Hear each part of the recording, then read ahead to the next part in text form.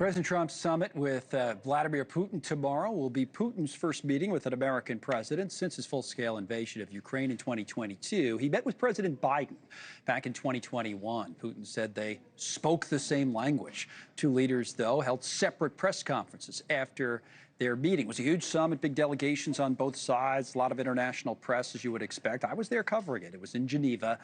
Biden didn't call on me for a question, though, when he held that solo news conference.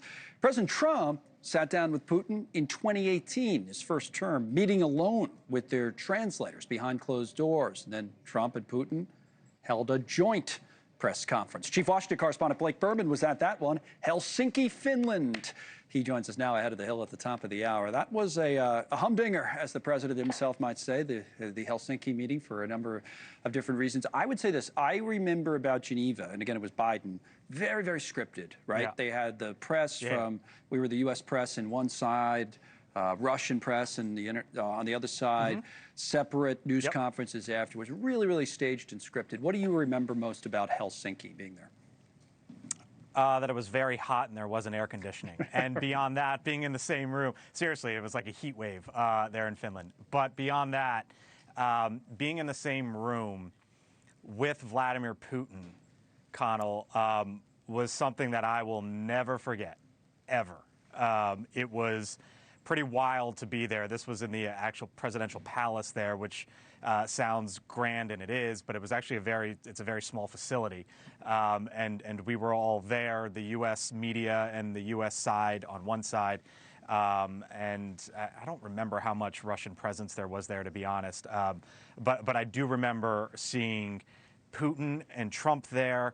And it was just a wild experience being in the same room with Vladimir Putin. I had been, luckily, Connell, in the same room with President Trump and world leaders multiple times around the world, in the White House, Oval Office, throughout the White House, etc.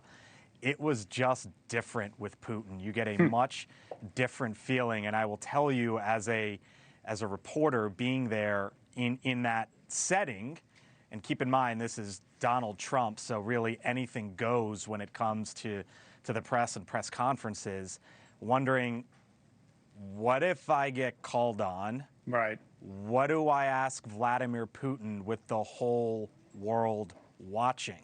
Did they call on you? And I didn't get called on. Oh, okay. Got to be ready. But yeah, you got to be ready. And I can guarantee you, there's a lot of folks running that scenario through their mind right now. Well, including Trump, right? In some ways, I feel like that's one of the interesting things going into this, because as you say, you were in the room, but so was Trump, as president at least, for the first time, right? And now, what does everybody remember from that?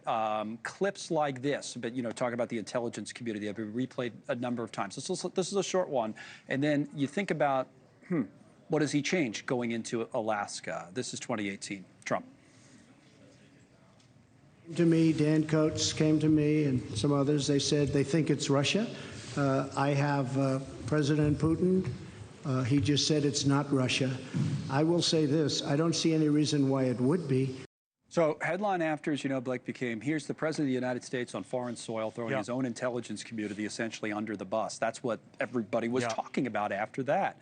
Lessons learned going into tomorrow. He got hammered. After that, hammered. You remember, Connell, you were on air. I was in Finland. He got hammered for it. And as he was flying back on Air Force One, the coverage was not kind, from sort of very friendly media to not friendly media, and folks in between.